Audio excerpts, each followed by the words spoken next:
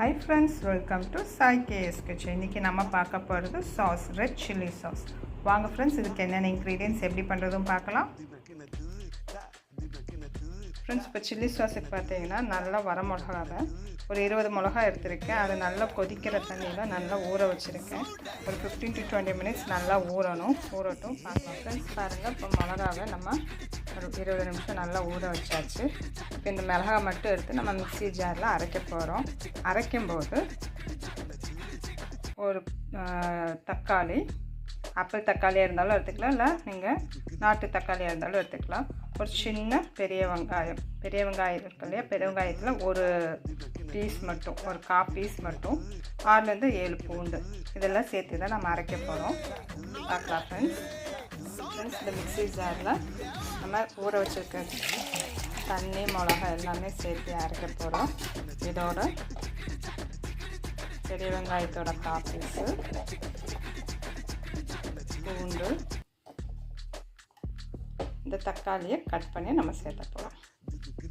அரைச்சிட்டு பார்க்கலாம் ஃப்ரெண்ட்ஸ். பாருங்கள், நம்ம நல்லா அரைச்சாச்சு. இப்போ இதை வந்து நம்ம வடிகட்டணும். கையில் படாமல் வடிகட்டுங்க, ஏன்னா நல்லா காரமாக இருக்கும், கை எரியும். நம்ம எல்லாம் வடிகட்டிட்டு பார்க்கலாம் ஃப்ரெண்ட்ஸ். பாருங்கள், இப்போ நம்ம அந்த அரைச்ச தண்ணி எல்லாமே வடிகட்டி எடுத்து வச்சுருக்கோம், மிளகா தண்ணி. இப்போ இதை வந்து நம்ம ஒரு பேனில் மாற்றி நம்ம கொதிக்க வைக்க போகிறோம். அதுக்கு ஒரு பேன் அடுப்பில் வச்சுருக்கேன். இந்த பேனில் ஃபஸ்ட்டு நம்ம 2 ஸ்பூன் எண்ணெய் ஆயில் சேர்த்திக்கலாம். 2 ஸ்பூன் எண்ணெய். இப்போ 2 ஸ்பூன் எண்ணெய் சேர்த்ததுக்கப்புறம் நம்ம அரைச்சி வச்சுருக்கோம் இல்லையா மிளகா, அந்த மிளகா தண்ணி இதில் சேர்த்துக்கலாம்.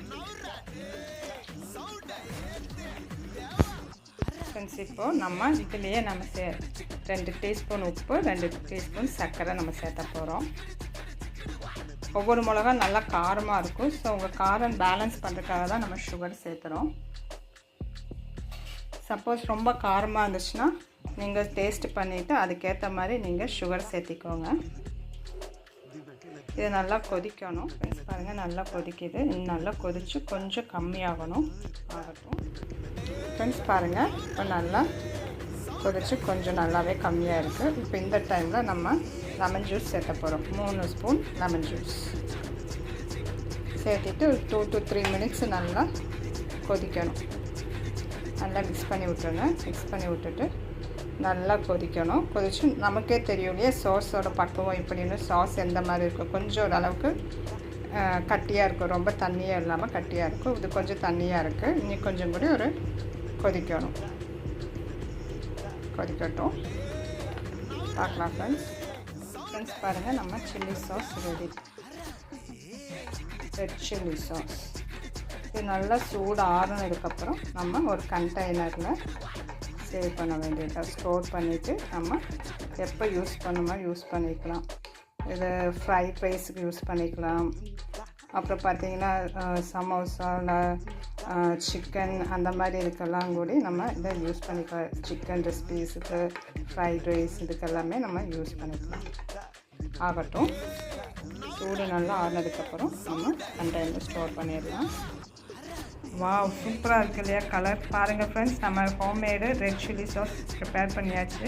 சூப்பராக இருக்குது. காரம், உப்பு, அந்த புளிப்பு எல்லாமே சூப்பராக வந்திருக்கு ஃப்ரெண்ட்ஸ். நீங்கள் இந்த மாதிரி வீட்டிலேயே ஹோம்மேடு ப்ரிப்பேர் பண்ணி நீங்கள் ஸ்டோர் பண்ணி வச்சிட்டிங்க அப்படின்னா நம்ம கடைகள்லாம் வாங்கி யூஸ் பண்ணணும் கிடையாது. வீட்டில் ஸ்டோர் பண்ணி வச்சிட்டோம். நம்ம ரெசிபீஸ் ஏதாவது பண்ணும்போது நம்ம இந்த ஹோம்மேட் சில்லி சாஸே நம்ம யூஸ் பண்ணிக்கலாம். கலர் எல்லாமே பர்ஃபெக்டாக வந்திருக்கு ஃப்ரெண்ட்ஸ், ரெட் சில்லி சாஸ். நீங்களும் இதை ட்ரை பண்ணி பாருங்கள். லைக் பண்ணுங்கள், ஷேர் பண்ணுங்கள், நம்ம சேனலை சப்ஸ்கிரைப் பண்ணுங்கள் ஃப்ரெண்ட்ஸ். எம்மி